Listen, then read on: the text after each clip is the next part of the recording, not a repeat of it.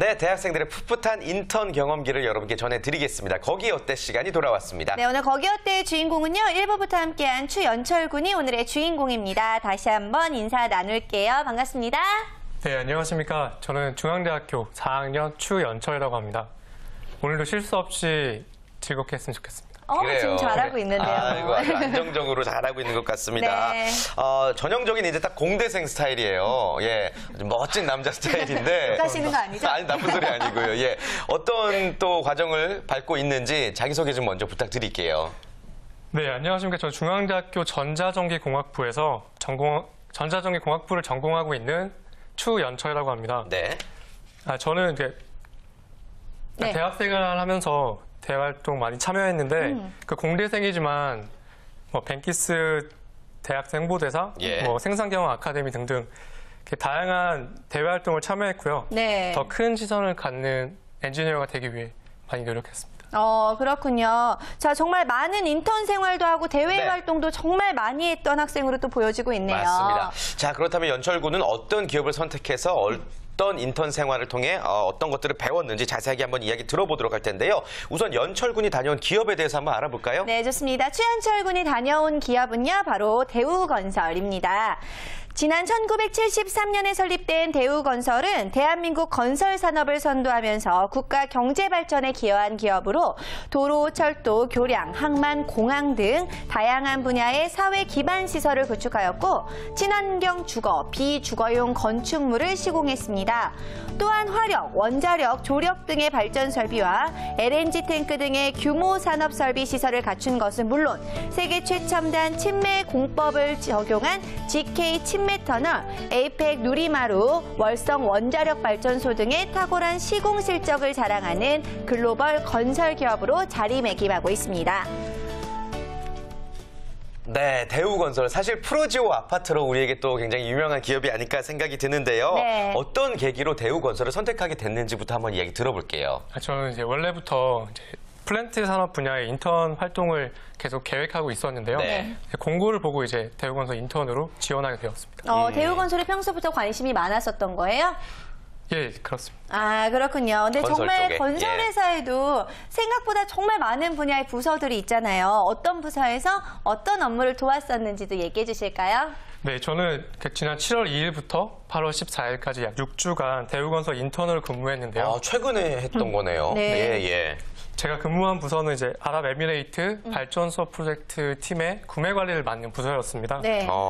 그렇군요. 해외 프로젝트 팀, 네. 구매 관리. 구체적으로 좀 어떤 일들을 했는지 들어볼 수 있을까요? 제가 인턴으로 참여한 업무가 많지는 않지만 네네. 어떤 플랜트를 시공하는 데 있어서 필요한 자재를 구매한다거나 네. 견적서를 살펴본다거나 뭐 이런 이제 업체를 선정한다거나 이런 업무를 도왔습니다. 어렵지 않았어요? 인턴으로서 하기엔 좀 벅찬 업무가 아닐까 싶은데. 네, 사실 이게 대우건설 문화이기도 한데 이제 사원이나 인턴 사원에게 조금은 조금은 다른 사람들이 생각하기에 부담스러울 수 있는 업무를 많이 준다고 하더라고요. 네. 그 덕분에 많이 배웠습니다. 그래요. 어때요? 좋았던 점들도 많이 있었을 것 같고요. 배웠던 점들에 대해서도 좀 이야기를 해주실까요? 네, 우선 플랜트 산업 전반에 대해서 어떻게 일이 이루어지고 어떻게 이제 플랜트 산업이 수주를 받고 이런 걸 많이 배웠는데요. 그런 것뿐만 아니라 플랜트의 전반적인 것뿐만 아니라 이제 선배 사원들이 이제 자기 개발하는 모습도 많이 배웠고 그쵸. 예비 사회인으로서 이제 그 선배들이 하는 거 사회인으로 어떻게 성장해 나가는지 그런 걸 많이 배웠습니다. 네. 그렇군요. 사실 인턴이라는 경험 자체가 업무를 배우는 것도 있지만 사회생활에 첫 발을 내딛는 거기 때문에 맞아요. 정말 많은 부분들을 선배들을 통해서 배웠을 것 같은데요. 네. 자, 그렇다면은 아무래도 대우건설에서 일을 하다 보니까 이런 분들이 많더라라는 걸 느끼면서 인재상도 많이 느꼈을 것 같아요. 대우건설은 어떤 사람들을 선호하나요? 제가 가장 크게 느꼈던 부분은 자율과 책임을 강조하는 인재상이었는데요. 자율과 책임. 네. 실제로 이제 일반 사원분들 이제 맡는 업무가 크면서 이런 게 많이 강화된 것 같고 또 대우건설 이제 문화가 좋다고 하니까 그 문화에 맞는 사람 그리고 이제 그 대우건설의 미래 전략 이런 걸 많이 알고 있는 사람 많이 본 것 같습니다. 네. 지금 많이 어떻게 긴장된 것 같은데 어때요? 네, 지금 굉장히 긴장하고 있습니다. 말 좀 그래요. 길게 해주세요. 저희가 당황스러우니까. 아무래도 이제 대우건설에서 또 인턴을 했기 때문에 회사에 대해서 좀 안 좋은 부분을 얘기하면 안 된다는 그런 긴장감과 부담감이 좀 있는 것 같아요. 솔직하게 한번 이야기 들어보도록 하겠습니다. 네. 알겠습니다. 그래요. 아니 솔직히 말하면요, 저는 건설 회사 하면은 돌려 마셔 이런 술 문화가 좀 지배적이지 않을까 생각이 들거든요. 겪어보니까 어때요? 사실 저도 이제 예. 건설, 술 이런 거 되게 많이 생각을 했거든요. 네. 근데 막 제가 회식 자리를 참여해 보니까 술은 거의 먹지 않고 뭐 고기 많이 먹고 술은 정말 한두 병도 먹지 않았다고밖에 말할 수가 그래요? 없는데요. 그래요? 저 혼자 한 명이 아니라 전체 자리에서. 그리고 2차는 저희 다 같이 볼링을 치러 갔고요. 3차는 볼링에서 진 사람이 가볍게 맥주나 그 먹을거리를 사는 이런 문화를 좀 겪었습니다. 그래서 건설 술 이렇게 대칭되는 거는 편견인 것 같습니다. 맞아요. 사실 건설 현장 하면은 무조건 막걸리, 소주 이렇게 많이 마실 것 같은 그런 느낌이 들었었는데 정말 저희가 편견이나 선입견을 가지고 있었다는 생각이 들고 일단 사내 분위기가 이렇게 좋아졌다라고 한다면은 복지 제도와 또 이제 보수 체계 정도도 그쵸? 많이 좋아지지 않았을까 네. 싶기도 한데 어때요? 복지부터 말씀드리면 복지 너무 좋았고요. 네. 지방에서 오는 학생들을 위해서 저희 서울 시내에 기숙사도 마련돼 있고요. 그리고 밥도 무료로 제공하고 그리고 이게 복지는 잘 모르겠지만 점심시간에 이제 소등을 해서 낮잠도 잘 수 있고요. 낮잠까지. 네. 어때요? 저희 보수 체계도 어느 정도 말씀해 주실까요? 보수책의 정확한 액수는 제가 말을 할 수 없지만 네. 그 200만 원 초중반대 금액으로 업계에서 높은 수준의 인턴 생활을 했는데요. 예, 맞습니다. 많이 그래요. 받네요. 예. 좋습니다. 뭐 했어요? 그 돈 가지고. 그 돈으로 이제 어머니 집에 좀 드리고 운동기구 좀 사고요. 아이고, 그리고 건전합니다. 학원 등록하고 이렇게 했어요. 예, 오. 아주 건설적으로 사용했군요. 알겠습니다. 네. 자, 그나저나 우리 수희 학생도 이 보수 체계 얘기를 들으니까 눈이 좀 동그래지지 않았나 생각이 드는데요. 대우건설에 대한 궁금증 오늘도 영상으로 많이 담아오셨죠? 네, 물론입니다. 저와 제 친구들이 많은 궁금증 갖고 있는데요. 영상 함께 보실까요? 안녕하세요. 취준생 김병주입니다. 건설사라고 하면 보수적이고 군대적인 문화가 많다고 알려져 있는데 대우건설은 어떤가요? 그래요. 아무래도 건설 회사에 대한 선입견은 아까 뭐 술도 우리가 얘기를 해봤지만 남자 직원들이 많기 때문에 전체적으로 분위기가 좀 딱딱하지 않을까라는 생각이에요. 네, 예. 남탕이고 왠지 군대 문화가 좀 자리 잡지 않았을까 싶은데 네. 회사 분위기 어때요? 회사 분위기 이제 남자가 많은 건 사실이지만 보수적인 건 아니거든요. 오히려 가족을 많이 얘기하는 문화 그리고 좀 사원과 이렇게 높은 분들 사이에서도 좀 수평적인 문화가 많이 있었고요.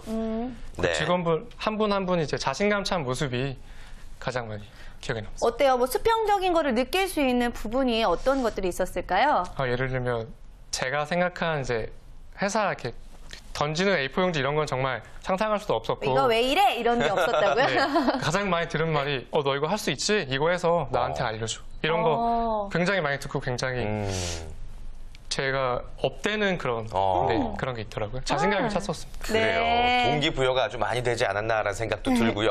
자, 계속해서 다음 궁금증도 바로 알아보도록 하겠습니다. 화면 함께 만나보시죠. 준비생 전병우입니다. 건설사 인턴을 준비하는데 특별히 무엇을 준비해야 될까요? 네, 자, 건설의 경우 아무래도 전문적인 지식이 꼭 필요하기 때문에 관련된 자격증 또 전공이 정말 꼭 중요하지 않을까라는 생각이 드는데 어떤지 한번 이야기 들어볼게요. 일단 자격 요건은 이제 이게 3월에 시작하기 때문에 뭐 2월 기졸업자나 아니면 8월 졸업 예정자 이런 정도의 요건만 있고요.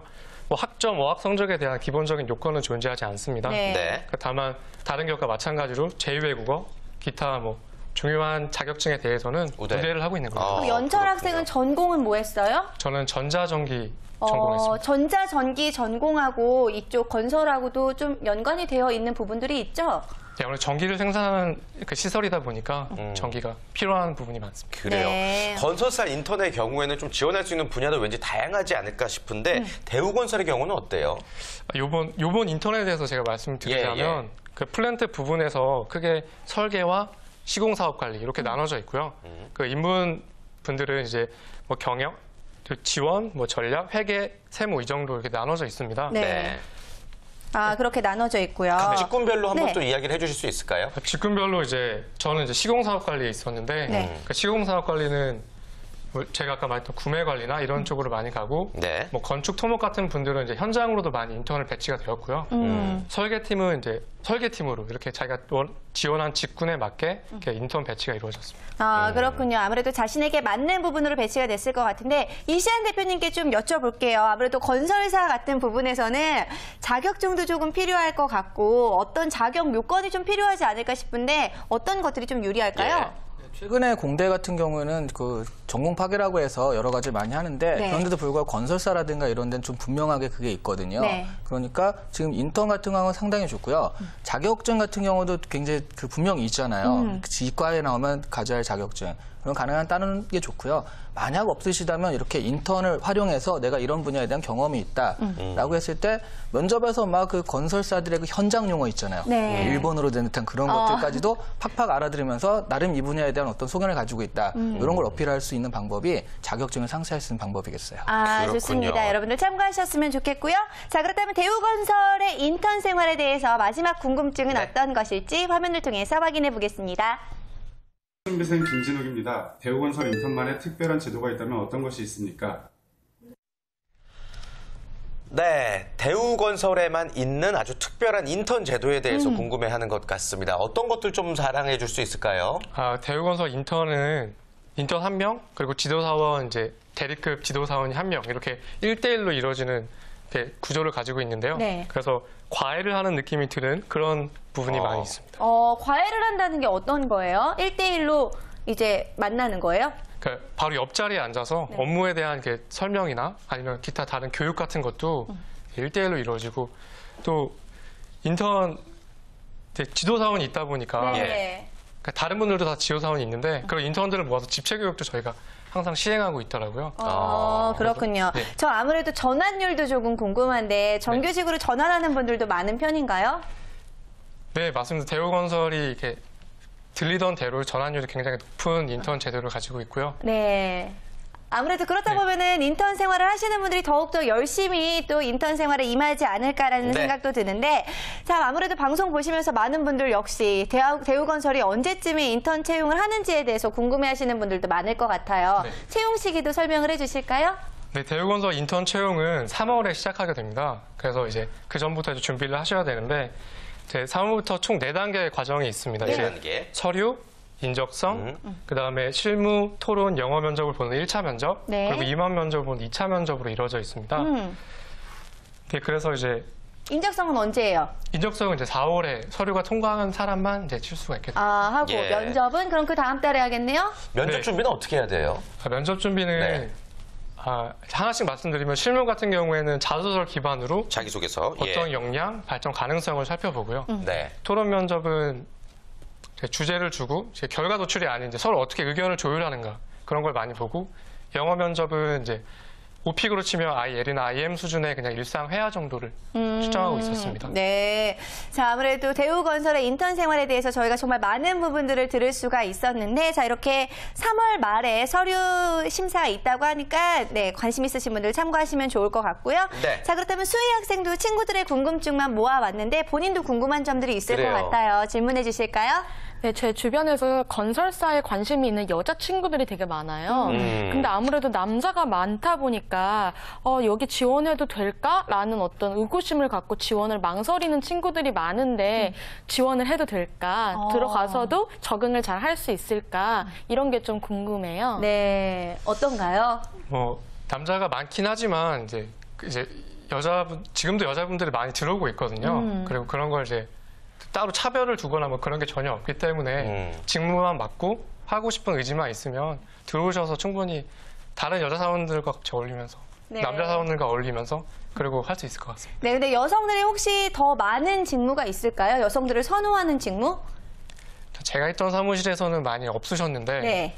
뭐 설계나 아니면 인문학 쪽 그런 분들 많이 계셨고요. 물론 시공이나 실제 현장에서 하시는 분들도 현장 인턴 중에서도 여자분들이 계셨었습니다. 네. 충분히 또 도전해 볼 만한 가치가 있다라고 말씀해 주신 거죠. 알겠습니다. 아까 얼핏 대표님께서 말씀해 주시긴 하셨지만요. 건설사 취업을 좀 희망하는 분들에게 이거 하나만큼 좀 기억해라. 어떤 팁이 있을까요? 이건 건설사 취업을 할 수 있느냐의 문제가 아니라 네. 내가 그렇게 어렵게 들어갔는데 건설사가 없어지는 문제거든요. 맞아요. 경기 불황 건설- 때문에. 그러니까 경기 불황인데 그게 가장 직접적인 타격이 지금 건설사잖아요. 네. 예. 굉장히 뭐 몇 위 안에 드는 것도 팍팍 무너지는 마당이니까 일단 그런 부분에 대해서 전략 이전에 과연 이 건설사가 탄탄한가부터 좀 알아보고 가셔야 될 것 같고요. 상당히 알려진 기업도 많이 무너진 게 있잖아요. 그래서 좀 알아보셔야 될 것 같고 그런 부분은 국내보다는 해외 수주를 얼마나 활발하게 하고 있는가, 그러니까 해외 영업을 얼마나 활발하게 하고 있는가, 이게 좀 달려있다고 보시고요. 네. 그런 부분에 대해서 먼저 이 기업은 해외 쪽으로 이렇게 탄탄하고 내가 해외에 대한 비전이 있으니까 그걸 해가지고 지원하겠다라고 좀 전략을 가지셔야 됩니다. 아, 그렇군요.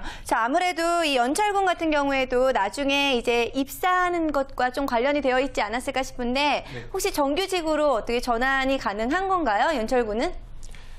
일단 이제 정규직 전환 가능한 이제 입장에 있고요. 네. 이제 앞으로도 물론 확답은 받았지만 앞으로 인턴 관리 프로그램을 통해서 계속 참여해야 되는 프로그램은 있습니다. 그럼 과정을 지나고 나면은 정규직 전환이 좀 가능한 상태인 거예요? 네, 내년엔 신입사원으로 갈 수 있을 것 같습니다. 와, 그렇군요. 좋습니다. 예. 아무래도 인턴 생활을 바탕으로 앞으로도 좋은 사회생활을 할 수가 있을 것 같은데 네.